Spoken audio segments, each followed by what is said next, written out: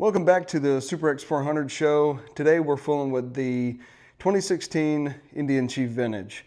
We got a really big trip coming up, going to the Grand Canyon with a couple of guys, and this is the bike we're taking on the trip. So we've got a few things we got to do today, including headlights, heel toe shifter, and just to overall walk around a couple other things. So let's take a look at the bike together and we'll just get into it.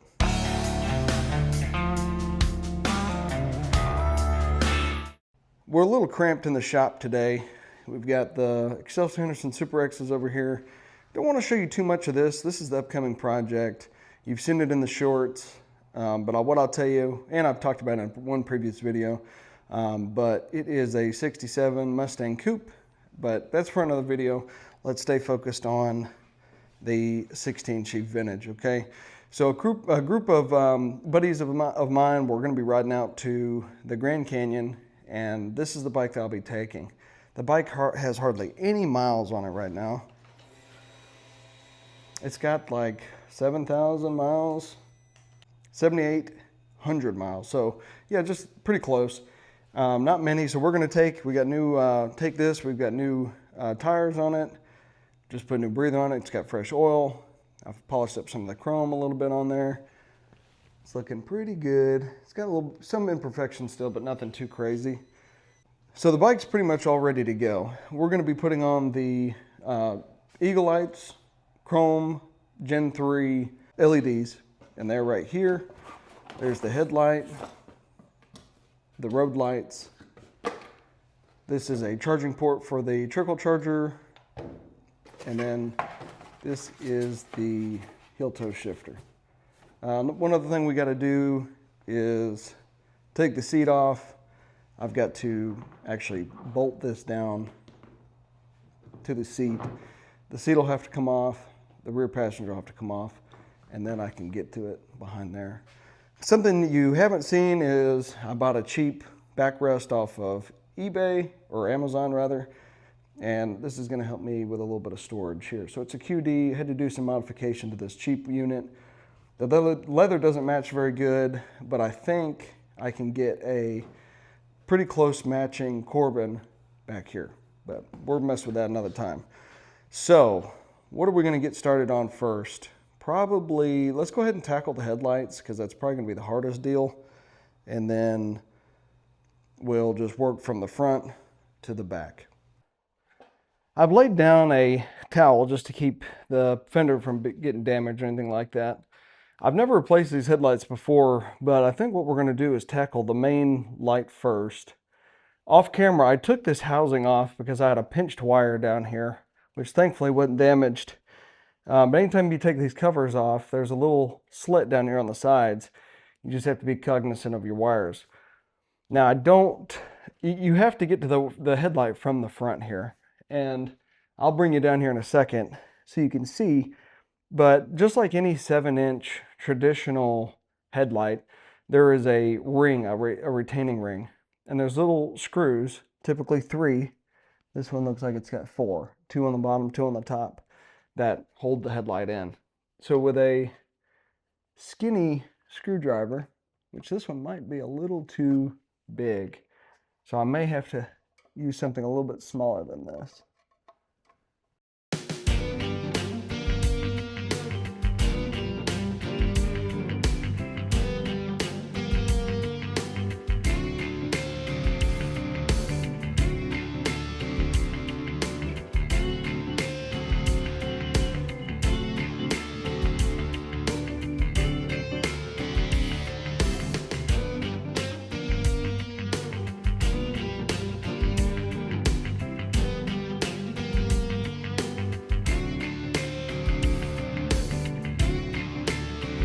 I don't typically shy away from humiliation, but this is probably one of the first cases that I have. I'm going to show you what I used to get this in. I did not, I had to turn the camera off because I really had to focus on what I was doing here, and nobody wanted to see any of that struggle, okay? So what I ended up using, because the tolerance is so tight and the risk of cross-threading into that plastic is so high, I used a thick screwdriver with a flat edge to slide in here and basically pry up a little bit against the chrome bezel so that I could straighten the screws out. I used a magnetic screwdriver so I wouldn't lose the screws. As I would pry up, I could get the screw in there and tighten it down. And then I worked my way around, making sure that I kept it lined up at the same time.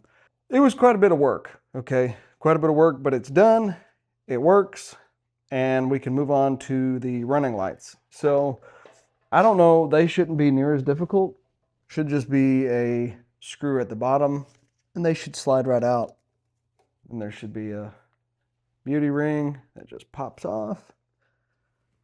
Might have to use a little bit of persuasion at the bottom. Perfect. These should be much easier. All right, as I expected, there's a little clip at the bottom down here. It's a pinch clip. Should be, actually, I think you have to lift the inside here. There. So you can take a flathead screwdriver, squeeze it in underneath there, lift up, and the bulb will pry out. That's how you, if you were just going to change a light bulb in one of these are actually nice. They're glass with a plastic housing.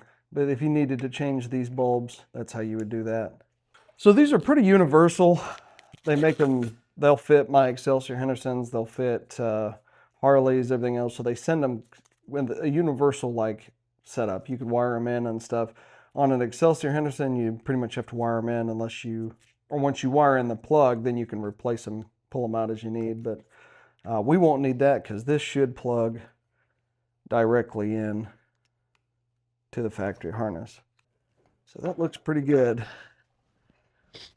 But we are going to need our beauty ring out of here. It looks like there's some little metal clips that hold the beauty ring in.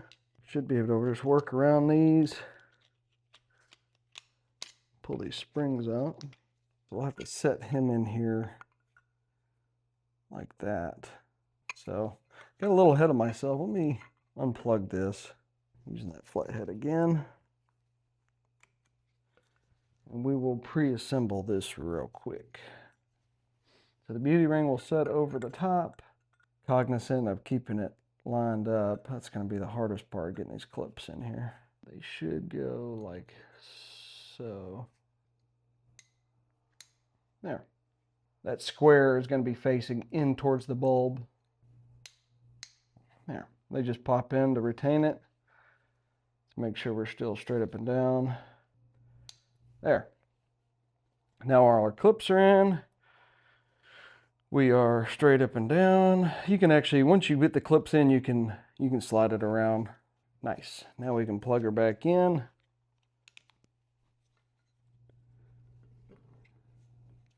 Twist our wiring around a little bit. Slides over. And we can put our screw back in. I don't like that those clips don't hold this headlight in there really tight. I suspect with a lot of vibration this is gonna twist. I'm not super pleased with that, gentlemen. We'll have to see. I might end up having to take these out because that just is not great. Put a little bit of grip tape in there, maybe a little bit of electrical tape to keep it from sliding. You know, I've got 3,700 miles on this trip. I don't have a lot of time left. Today's the 5th. In 30 minutes, it'll be tomorrow. And like I said, we leave on the 15th. That leaves us 10 days.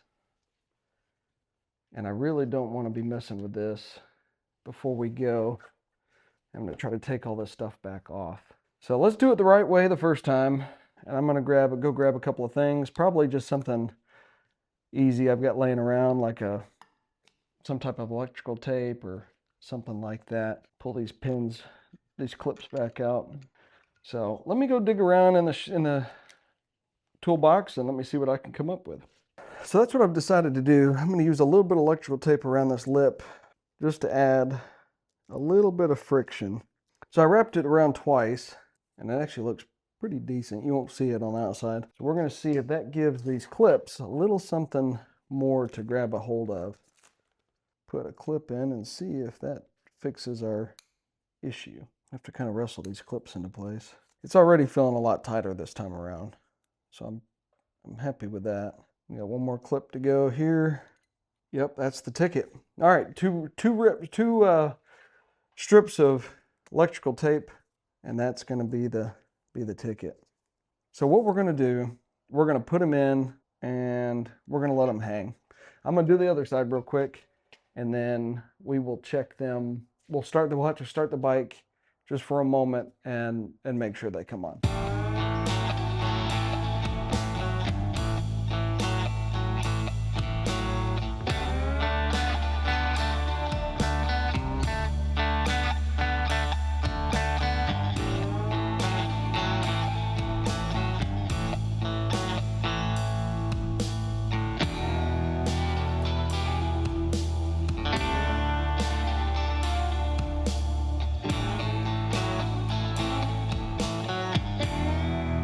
Start this thing up and see if these lights will start.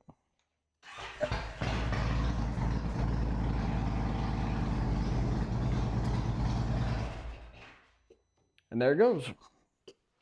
Let's pop these in real quick now that we know they're good to go, and we can move on to the next item. Forgive me for the terrible lighting. I'm going to be casting a little bit of a shadow here.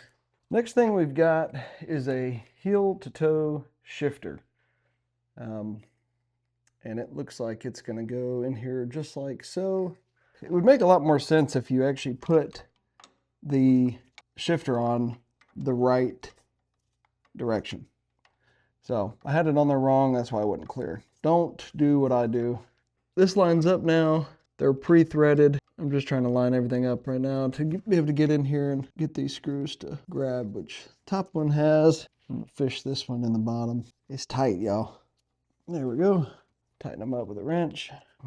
All right, so I've got this heel to toe shifter in. Basically, it slides in there. There's two screws that go in the top. It's going to be hard to show you on camera, but it's very simple. It just goes along the front shifter, goes down two screws. The very bottom, you're going to want a short, either a 90-degree traditional style Allen to get in that tight spot, because a socket, even 1/4 inch, ain't going to work unless you've got a 1/4 inch swivel. It just ain't going to work. So, or you can, like I said, you can have a 90-degree traditional Allen wrench to get in there, or you can use like a cut down socket style that I used, and that's what's going to get it to work here. But that looks really good, and I think that's going to work out great for me on this trip. Still leaves me a ton of foot room. Even gives me a place to kind of rest my foot back a little bit. I like that a lot. Foot can slide under. I think that'll work. One other thing we got to do while we're down here is I got to take that off, because this is going to have to be replaced from where the bike was laid over last year. So as far as today goes, we're just going to remove this side because the other ones are in the mail. And as you can see, one screw was already broken from where it got ditched. So this side is going to have to come off. That way when the new one shows up, I can just pop it on there and we can go. Yeah, that one's jammed on there pretty good. Good. Now that that's out of the way, we can move on to the next one. The next thing we're looking at is just this little onboard charging deal. I've got a 12-volt up here, but on a trip like this, I really want as much charging as possible. And this is just a really simple kit that pretty much comes with, I actually installed the same kit on 311, the Excelsior Henderson, and it was very simple. So that's a hardwire deal. We're not going to use that. We're just going to tie into our deal there just like that, and it's going to run me the power to the saddlebag, which is exactly what I need. I need to be able to charge camera batteries and things like that. Now the big question is, do I want to run it behind this fender and then come out back here? We have to take the seat off regardless. Let's just make sure it works. There should be a switch on this thing there, under there. We getting power? We don't. Doesn't look like we're getting power here. I think what I had to do on the other one was I had to install this weird adapter. I think that was part of the issue. Yeah, there it goes. So for whatever reason, you have to put this little adapter in here to run it. And then there's a little toggle right there you can turn it on and off with. And it gives you a little 12.5 volt reading. Just like that. So I want to leave this part out. We'll run it up in there like so. And I'll probably just have to use a couple of zip ties to do that. But that'll work out good. I'll finish that up here in a little bit. What we need to do is move on to the seat. If you watch the video of the seat, when I put the seat on, you'll know that there's a bolt here and there's a bolt here because we have to remove the seat. And the reason is if you can reference back to the other video, I didn't install the screw in here like I should have. And I also need to tighten up the backrest with that little set screw in the back. So I want this to be fixed so it doesn't slop around like so. Looks like we need a hex bit on the back. We can take it off, remove this, tighten that up, put it all back together. So first things first, we're just gonna take this rear bolt off the fender.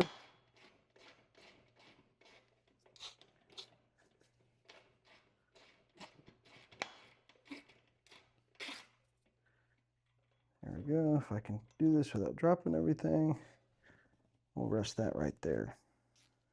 Okay. Now we can take the two bolts off the side of the seat. Like I was talking about, there's a bolt right here. You can barely see it, but it is a 5mm, just like the other side.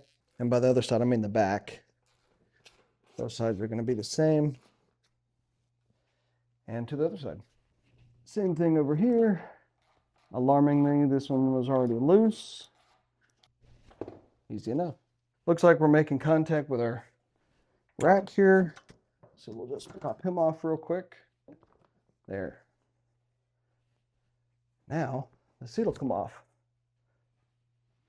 Utilizing the back of the 67, and it looks like we've got two hex heads.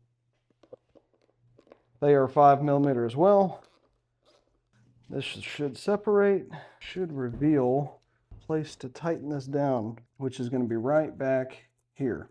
That's where the post comes down. You can put two set screws. Well, actually just one set screw right there. It's been quite some time since I did this project as far as putting the seat together and putting it on there.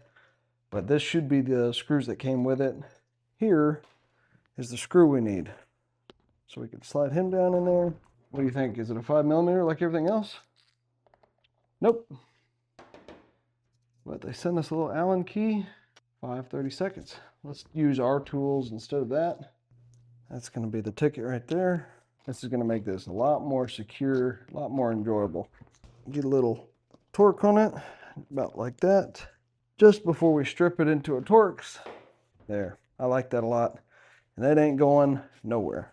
Then the only other adjustments we have to make is with that little set screw. Just right back here, which we can do that on the fly, not a problem. And we just have to put our seat back on. We'll just do it like this. Really like these Corbin seats. They are really nice. We took this one on a ride.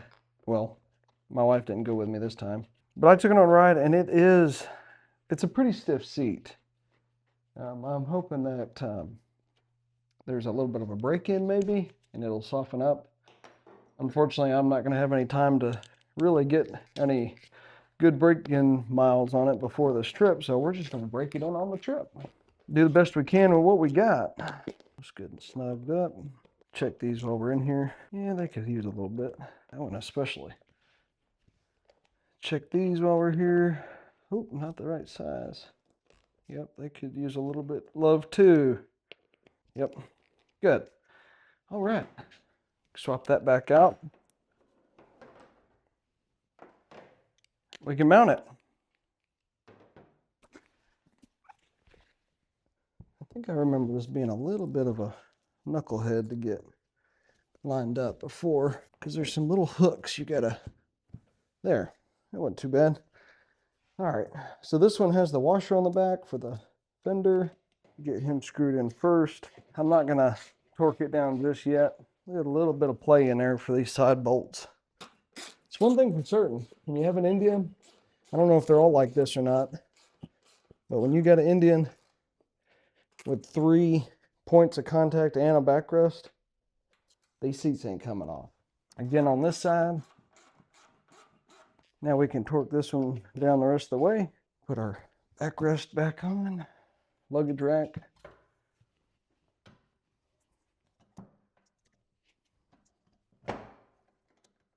Oh, just noticed that that's kind of loose. This is why we're doing this. We need to tighten that up. Oh, what do you know? It's the right size. There we go.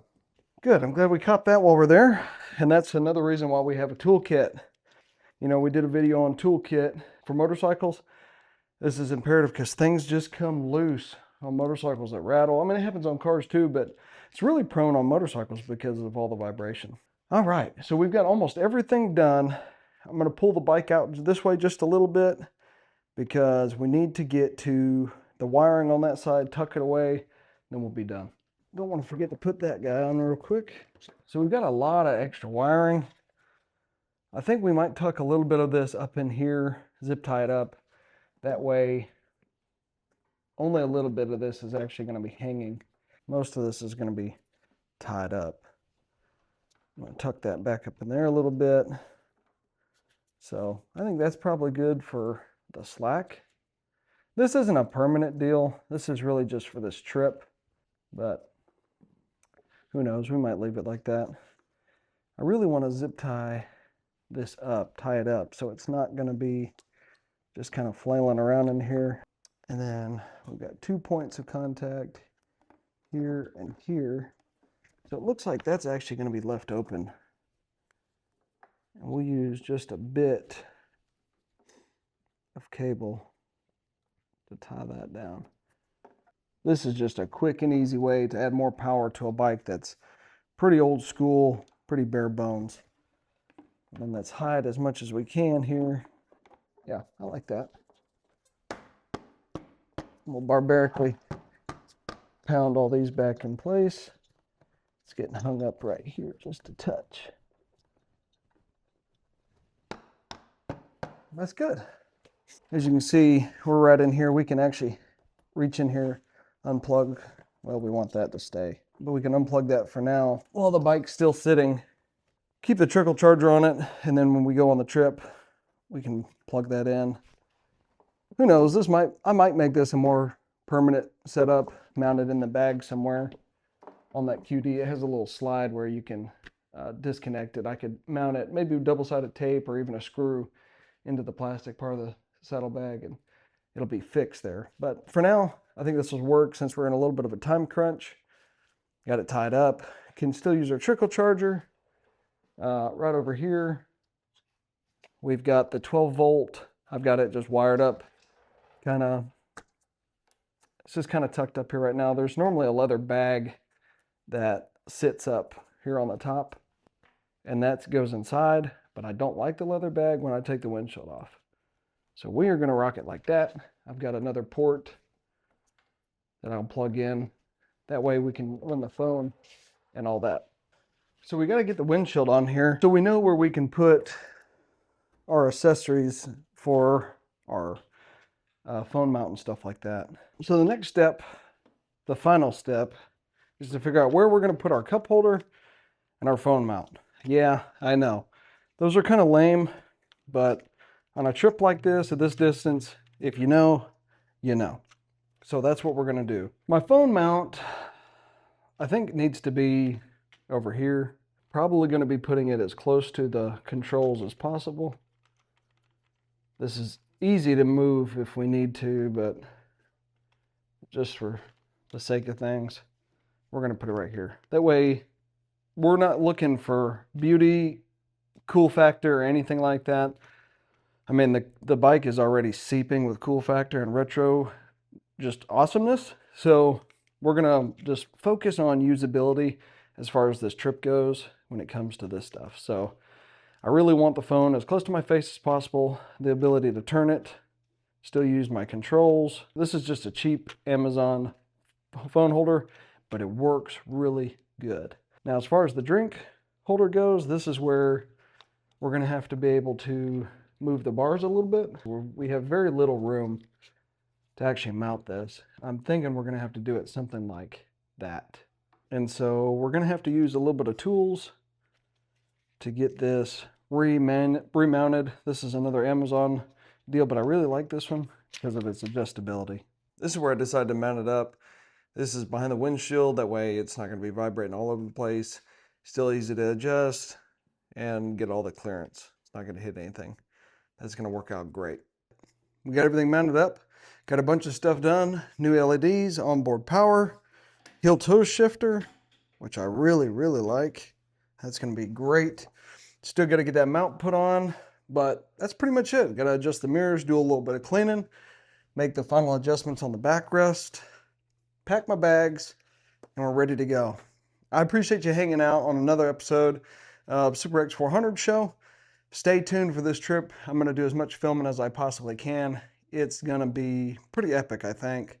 I hope to get a lot of footage, but it's going to be a lot of hard riding. We're really not worried about destinations and stuff like that. Yeah, we're going to the Grand Canyon. Yeah, we're hitting Route 66 on the way back. But this is really about a group of guys putting down as many miles as possible in a short amount of time.